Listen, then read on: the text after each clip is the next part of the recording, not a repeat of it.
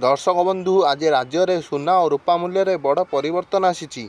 आपण मैंने जदि सुना और रूपा किणवा चाहते तेज भिडटी आपण बहुत गुरुत्वपूर्ण अटे, कारण ये भिड जरिया आपण आज सुना और रूपार सठिक मूल्य जानीपर।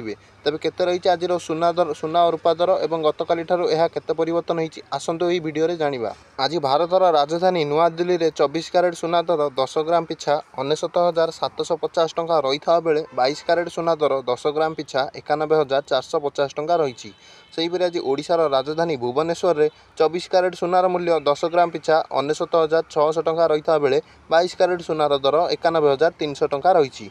सेहीपरि आज मुंबई में 24 क्यारेट सुनार मूल्य 10 ग्राम पिछा 69,600 टंका रही था बेले 22 क्यारेट सुना दर 10 ग्राम पिछा 91,300 टंका रही। सेहीपरि आज चेन्नई में 24 क्यारेट सुना मूल्य 10 ग्राम पिछा 69,600 टंका रही था बेले 22 क्यारेट सुना मूल्य 10 ग्राम पिछा 91,300 टंका रही।